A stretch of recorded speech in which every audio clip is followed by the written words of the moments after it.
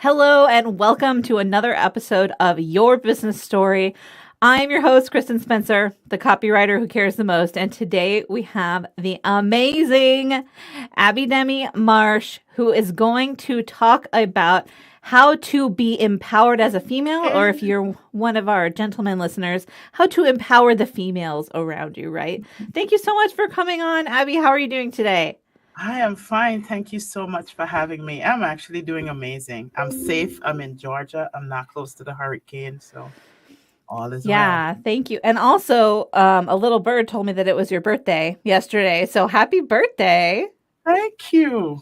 Thank you. You got to be alive to get older, right? So I'm alive. That's true. I'm turning 39 this year and I'm just owning it. I'm like, it's going to be great. 39 is like the magical age for entrepreneurs. Did you know that?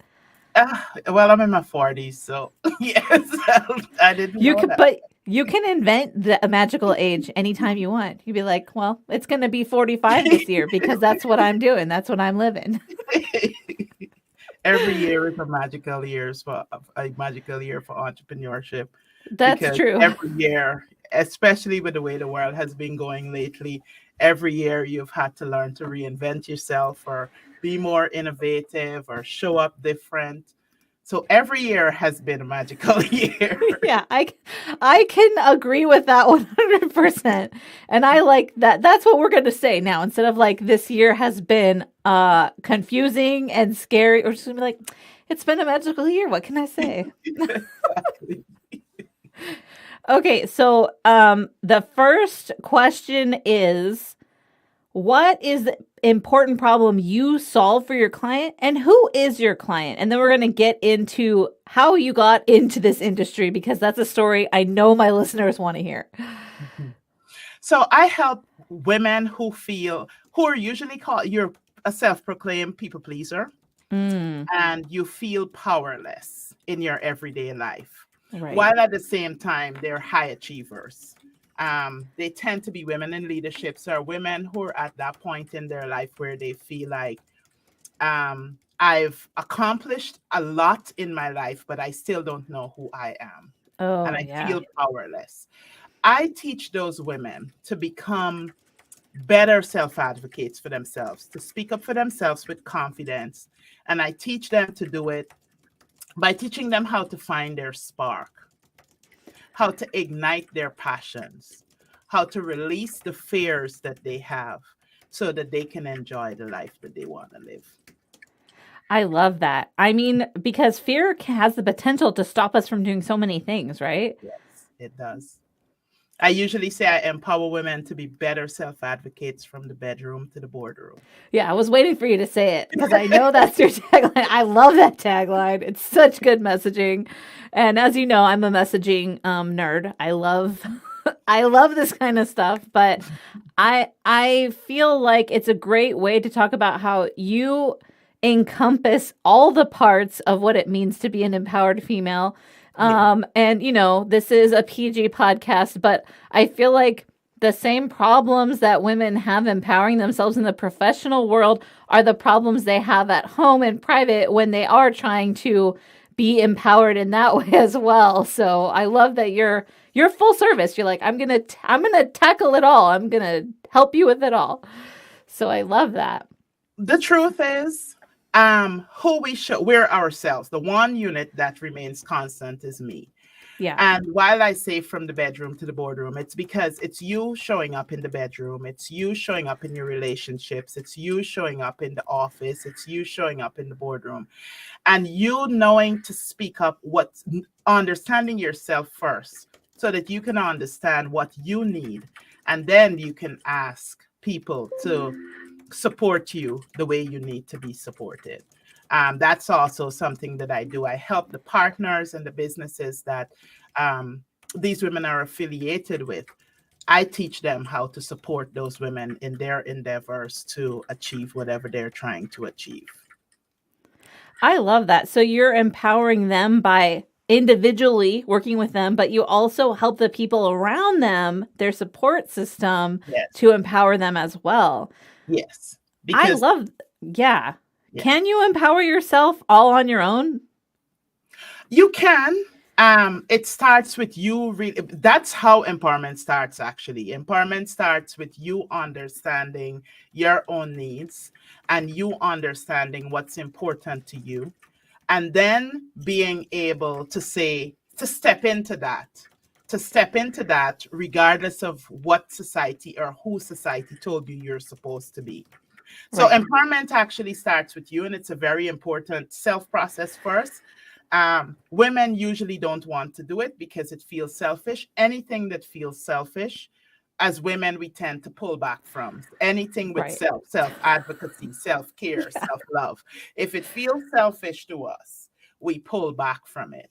But empowerment actually is a single process first, and then it moves out That's from you. that's when you have the support system with the people who are also empowering you. They're coming alongside your decision, I guess, to empower yourself and saying, "I'm with you. I'm here to provide the support you need." Well, they're learning how to walk with you on that journey, Okay. right? They're really learning how to walk with you on that journey, more so than doing something that makes you go to your place of empowerment. So it's I like think a my internet is wonky. it's a little but it's okay. We can still see you and hear you, and if things go crazy, I'll just start telling a story. Okay. Cuz this is your business story and it's live and that's how we roll, right? Okay, so you're teaching people how to like walk right, like because if you're empowering yourself, you're not like, let me put this person in front of me and they can like shield me from everything. You're saying, no, I'm capable of dealing with these things and communicating what I want, but I do want people to walk alongside of me and Yeah. behind me. Those people that are walking alongside me and besides me, or however they're walking with me, Yeah, I need to be clear about what that needs to look like for me to be my best for them and for myself. Because empowerment doesn't mean a loss of reciprocity, right? We right. still are pouring into others as they pour into us. It's just that we're doing it from a place of where I say, instead of emptying the cup, we're offering from the overflow in the saucer. Yes. Yes. I love that. I feel that deeply. Because I'm a mom, I'm a wife, and if I'm not careful, I will leave myself to last and I will be empty and I can't function that way. Being empowered means checking the cup, and if all I have is what is in the cup, then I don't have anything to give. Unless the person that is supporting me has something to pour back in the cup after I've poured out into them. So I Right. usually say, it's my responsibility to keep myself in a state of abundance, in a state of overflow, so that I do have more to give. I can be generous without being resentful. I can be generous without feeling like people are taking from me. I'm depleted, I'm overwhelmed, I'm burnt out. I Right. can be generous because I'm giving from the extras that I have in my life. Because you did the work to make sure that you have extras. Yes. Yes. Nice. You've set the right boundaries. You've really connected with your own pleasure and passions. Mm, You really have done the work on understanding what is needed for my reinvention and my transformation for me to go to my next level of my highest self. And so you're clear on purpose, you're clear on passion, you're clear on all of those things, how you're going to have impact, and you're clear on what you need and the boundaries right. and standards that need to be set in your life for you to be happy. I love it. Okay, so these are all things that when your clients come to you, they don't have it, right? They're like, please help me. So, what is the biggest pain they are in? And what do they think they need to do, right? Because you know what they really need to do, but when they first come to you, they have an idea of what they think will work, but it doesn't work, does it? Most times when people come to me, it's because they feel burnt out, stuck, Mm-hmm. or they're like, mostly what I hear is, I know that I've accomplished a lot. I'm in a job. I don't like it anymore. I might not want to go into a business. I don't know what is the next step. And I don't know how to even begin to discover that. because there's only a certain amount of time that you can get the find your passion, find your purpose speeches and do all the different work around that. And Yeah. then one day you're like, I really want to live. I say like the way I describe them is they're tired of skimming life and just Mm. trying different methods, and they really want to live. They really want to get into themselves. And so the first thing that I do is I say, let's reconnect with your pleasure. Let's reconnect with the things that give you enjoyment. You know, so often, especially over the pandemic, being separated from each other, a lot Yeah. of people, a lot of times, many of us have not taken some time to just savor a cup of coffee or a drink, a beverage, or really just sit and eat and taste and savor the food that's in our mouth, or really just feel, just really feel, just how do I feel internally about something? How do I feel externally as I'm coming into contact with something? Yeah. Wearing the mask and not being able to touch, not being able to give hugs. A lot of Yes. trained ourselves to not even need it anymore. And all of those things are so important because we live in a body. There's no way we're going to go around without being in the body. And those five senses were given for a reason. It's because pleasure is your birthright. You're supposed to feel, you're supposed to taste, you're supposed to connect to your life in some way. And so that's the first step. I usually say, just get back to the basics. Get back to the basics of understanding internally and externally what makes you happy. What do you enjoy? Right. Instead of, I don't know, like for me, I kind of just shove the things I want to do in this, like when I'm really busy, right? Like when I have a crazy deadline or it's like the end of a sports season for one of my kids or something like that. I just kind of like shove all the things I love to do in like this little pouch where I can't get to it. And then when I feel resentful, I'm like, this is all my fault.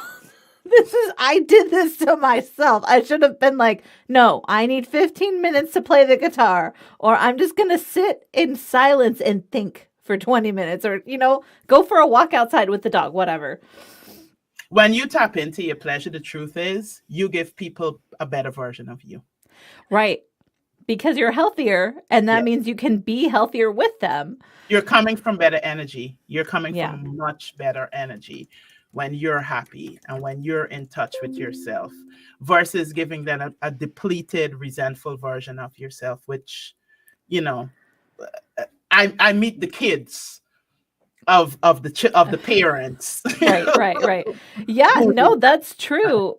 As a parent, we need to do that because otherwise we're not helping our kids, right? And we're also not modeling for them how they can stay healthy when we're just like in this cycle of burnout that they see us go through. They're learning that cycle, unfortunately, right? Yeah. I say we're the villain in somebody's story, just like we have villains in our story. And many times the reason you're the villain is because you're so out of touch with you that the version that you're giving of yourself to somebody is more harm than help to them. Right. Because if you think of the villains in your story, that's what happened. They were many times so unhappy or so out of touch with themselves and everything else that they gave you something lesser than. They didn't consider the help and the healing in the situation. Right, which is what they really So, needed. yeah. Well, which is what you needed, because the Right, if villain you're the is a good. villain. Yeah. It's whatever it's what everyone needs, whether you're the villain in someone else's story or there is a villain in your story who is making you feel not so great. Yeah. And sometimes we're our own villain because long after they've gone and they've stopped, we keep doing the cycle of abuse to ourselves. Right. We internalize all that and then we're doing it to our own selves even though they're gone. Yes. So how do you solve this problem for them, right? They come to you, you're like, all right, let's just go back to the basics, the five senses, figure out what makes you happy, what gives you pleasure, what gives you passion. So what is the next step after that once you've gotten them to reconnect with their body, right? Because you said we live in bodies and I love that. Yes. So that's called the Find Your Spark. First, I want to say I don't solve the problem for anybody. I'm a guide. I I give you love the that. tools and the framework that you need so that you can make it look however you want it to look. Because if I'm solving it for you, then I'm giving you what I think it should look like. And that might not be best for you.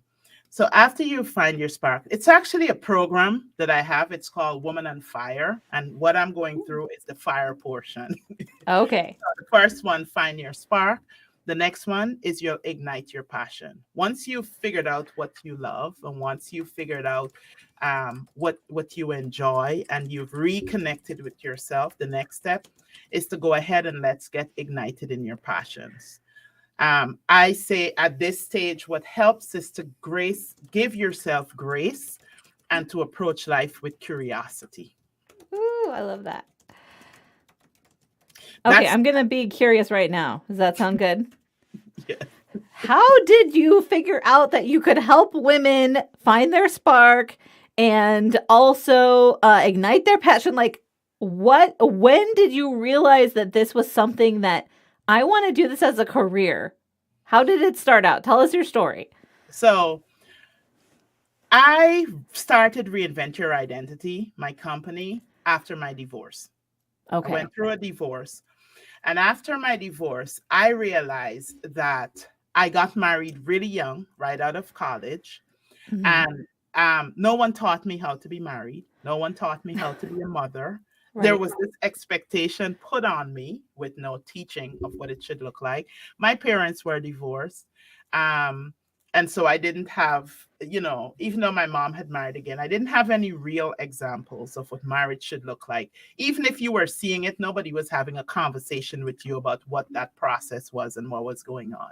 Right. So when I got divorced, I realized that in every area of my life, what I thought was a wife, I had self-sacrificed to become whatever my husband needed. Mm. Whether it's in the bedroom, whether it's the way I functioned in the home, whether it's how I chose my career, whether it's how I contributed to the family, it was all based on the expectation of what it meant to be and what it should look like as a wife, as a mother, as a woman. Mm. And so for the first time, I lived on my own when I had the courage to leave the marriage. And I left with 3 children. And when I left, I decided to leave the home, to give up everything. And the reason I did that is because I deliberately wanted to have the rest of my life look like I wanted it to look. I wanted to feel. I kept saying when I was leaving, I'm so tired of just existing. I really want to live. Yeah. Of creating what you wanted, because no one ever asked you what you wanted, did they? They just kind of assumed what you should do, and you tried your best to do what they wanted, but that wasn't really who you were. Do you feel like you were kind of lost by the time you decided to end the marriage relationship? Was that like a new beginning? That's the story of most girls and women, right? Yeah. We really and truly don't go through a process of where anybody really asks us, you're asked, what do you want to do? But it's from the perspective within a framework of what you're expected to do. Right. It's not open. You want to be a mother, right? Like it's not really given an option. Like it's like, so what are you going to do when you're a mother? Not even that. How many kids do you want? Right? Yeah. How many kids are you going to have? Like, how old are you going to be when you get married? Like, it's within the framework. Are you going to be a stay-at-home mom once you have the kids? It's all within the framework of the show. Right. There's here's 50 steps. Once you do this one step, you do this next step. Yeah, that's daunting. Actually, we're being really purposeful with our daughters. We have 2 teenage daughters and a 10-year-old son. And we talk about this all the time with them. We're like, we do not expect you to get married. We do not expect you to have children. We expect you to do what you want. And you can take as much time as you want to figure that out. And other parents are like, you are making monsters. And we're like, no, we're making strong, independent women. Yeah. They get to choose. They get to choose, and they don't need to. I feel like I grew up in a really progressive, I grew up in a really conservative family type environment where I didn't realize I should have my own money, right? In case I should ever need it, right? And there doesn't need to be a detailed reason, but I watched all of my friends who were divorced go through not having anything because they didn't have a job. Their husbands took everything. I'm just like, this is insane, and I don't want that for my kids. And I don't want that for myself, right? I have my own business. My husband is not attached to it in any way. He supports me and he loves me, but it's my business, it's not our business. It's interesting because when I got married, my grandmother, who they were married over 60 years by the time my grandfather passed, she gave me money, a significant amount of money, and she said, "This is for your personal savings." And I was kind of like, "What? Personal savings? Everything we have is ours. It's our world." And she said, "Honey, I'm not telling you to keep secrets from your husband. I'm not saying he shouldn't know that you have a personal saving, but you need to have a personal saving. Ugh. You need to have money separate." And she said, I'm not saying don't have a conversation that he doesn't need to know it exists. I'm not saying to hide, but I'm saying that is very important, especially if you're going to be staying at home with the kids for any amount of time. Yes. You need to make sure that you are saving. You have your own money. I love that. She said you need to have our money where it's going towards the bills. Right. And it's important that he has his money as well. But you need the significant thing for her was to make sure that to take care of I you. knew that I had to take care of me. So that came in really handy when I was making the decision to leave. And that made it really easy for me to say, okay, you know what? I can give the house up. I can give things up because I had equipped myself that I didn't worry about finding a job. I didn't worry about my ability to start a business. I didn't worry about my ability to take 3 kids. And if he decided he didn't want to be involved, to be able to carry and manage my life. So I'm grateful that I had a progressive grandmother. Yes, that's amazing. I don't think my grandmothers even knew to have that conversation with me. And I'm just thinking about also something that you said stuck out to me. I don't want to get too sidetracked because we could talk about this all day, definitely. But how, especially if you're going to stay at home with your kids. Yes. Because what happens, let's be honest, your resume gets wrecked. And anytime you have an interview, it's mostly men who are interviewing. Let's also be honest about that. Yeah. They will point at that and they'll be like, why is there a gap there? Mm-hmm. And you're like, because I was giving life to humans and making sure they didn't die. Right? And that's not an acceptable answer to them, which is so backward to me. So you're empowering women. How do you deal with that? Because I feel like as progressive as we are, like, let's say we're progressive. Okay. Let's take that step. Amen. Let's have that faith. Okay. But how do you deal with that? Because I talk to so many of my friends who are trying to get back into the workforce. Maybe it's been 18 years because their kid is graduating high school and they can finally work again. They're like, no one will hire me. No one will do anything. That, like, I can't even get an interview. What would you say to them? That comes back to branding. One of the things that I've been doing a lot with women who I've been meeting that are saying, I got a 10-year gap. I have a 15-year gap. I've really been saying to them, you do know that you are the common thing that you're taking into this business. And one of the things that happened during COVID is there's been a large focus on really helping small businesses and startups. Mm-hmm. I like to give women the option of really thinking of entrepreneurship, consultancy, mm-hmm. as well as part of their options. Right. As they're looking to go back to work. Because the truth is, part of my gap year, I was an entrepreneur. And I learned so many skills. And that's how I built a network.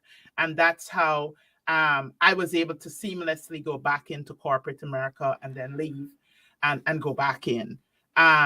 Because being at home while I was working and staying with the kids, I still nurtured my career because I knew that that was something I wanted to have. And one of the ways that I nurtured it was through networking, getting out there, joining networking groups like Elevate and all of those groups. Right. But also nurturing it by having my skills, businesses. At one point, I did Mary Kay. I did this toys, you know. My mom was an Avon lady for 30 years, so I'm for it. I'm here. There's so many skills that I learned in those processes, you know. So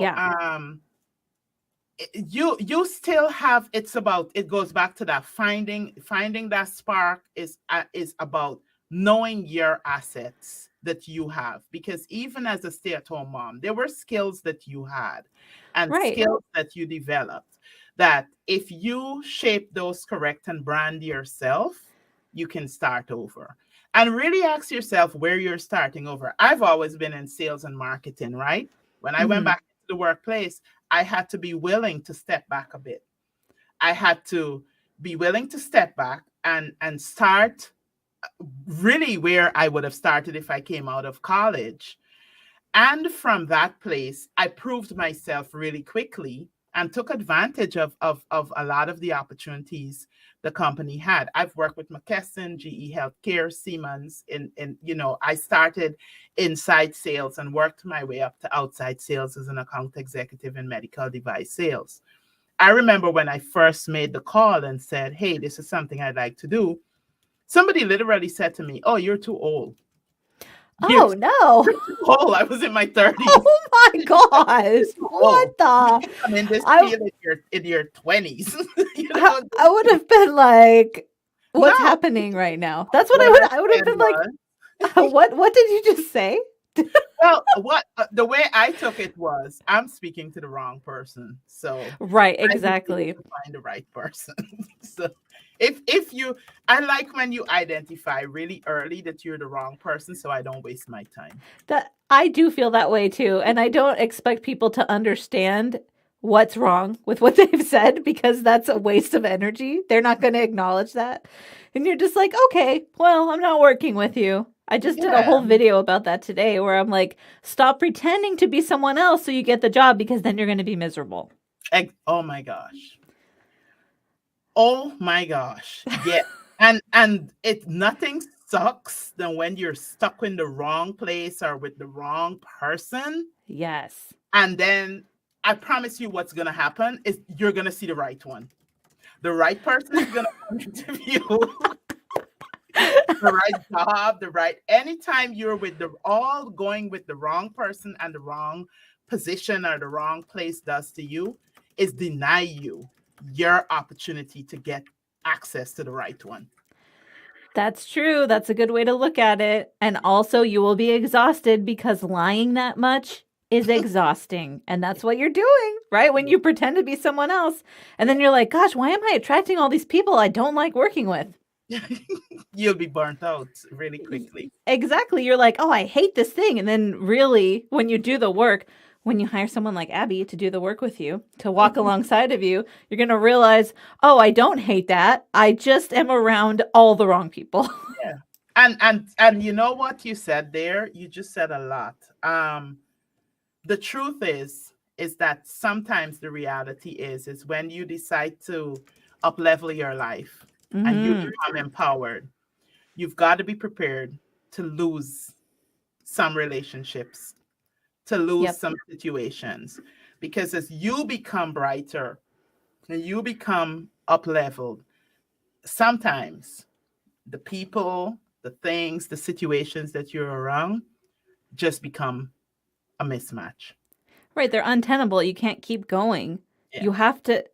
Yes, I am experiencing that in my own business where I'm like growing. I'm like, oh, I don't want to do these things anymore. I'm only going to do this. And I was like, oh, my audience is totally different now.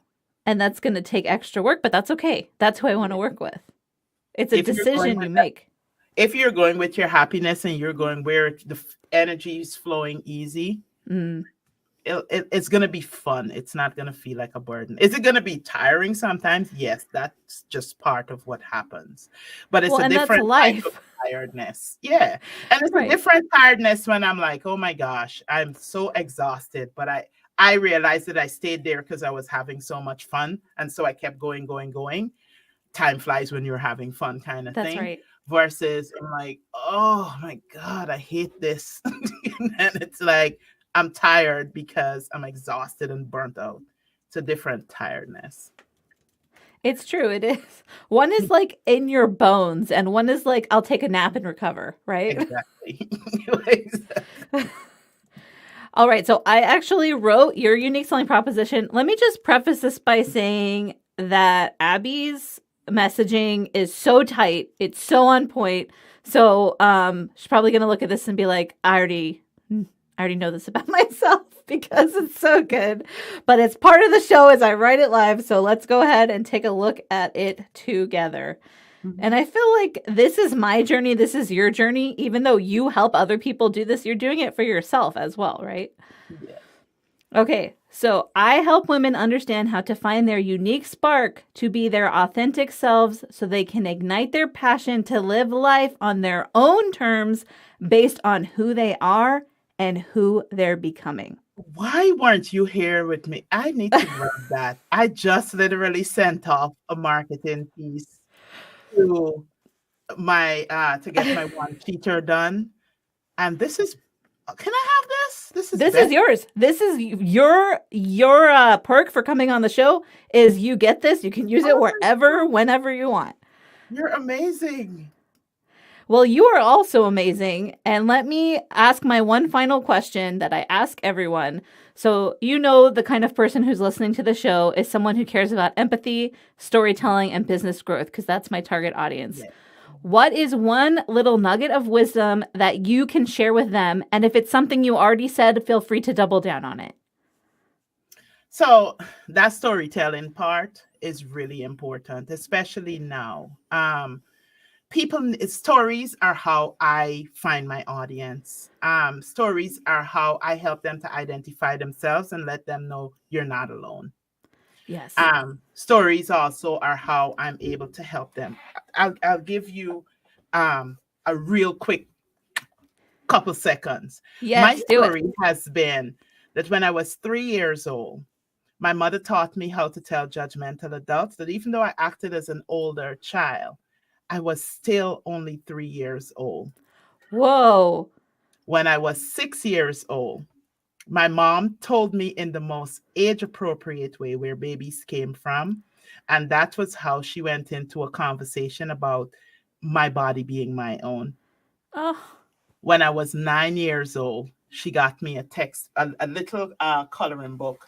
And actually, recently, I went on a hunt. I don't know if you could see it, but this is the book.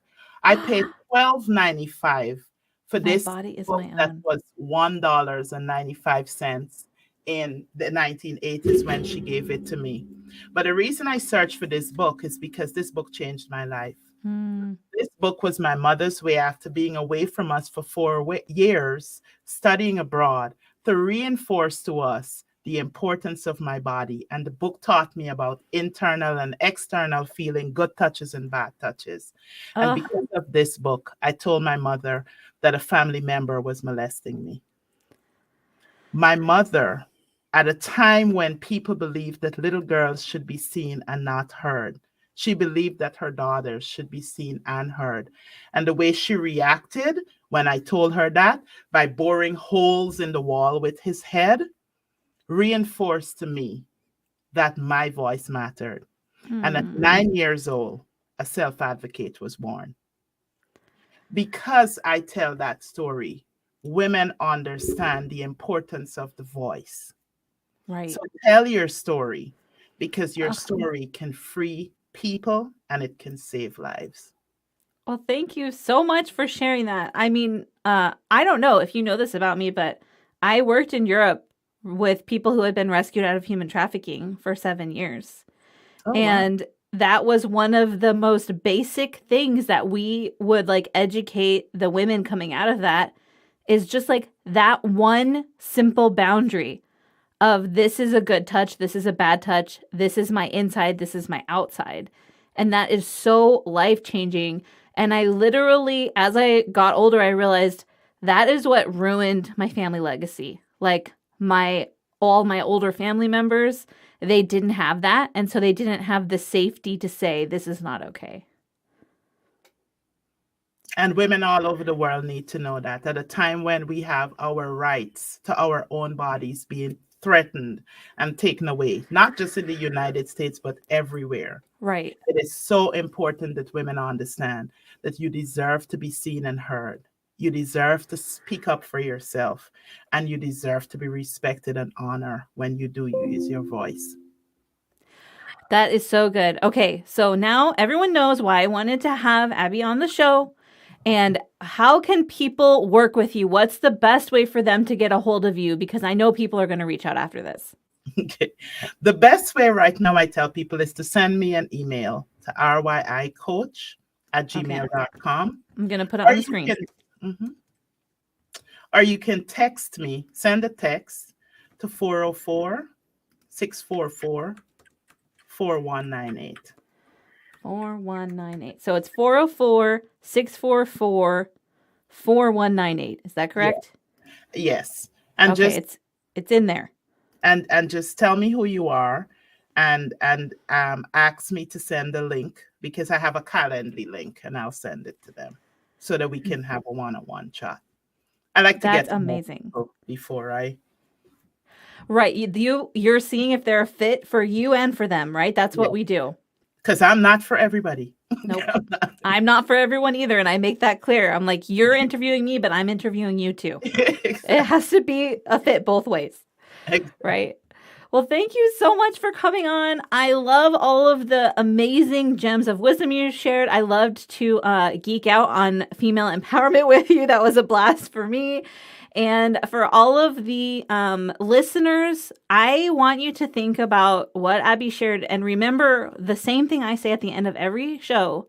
Your business story matters. It matters. So get out there and share it. Thanks again for coming on, and I hope that you have a wonderful rest of your day. Thank you for having me. Bye. Bye.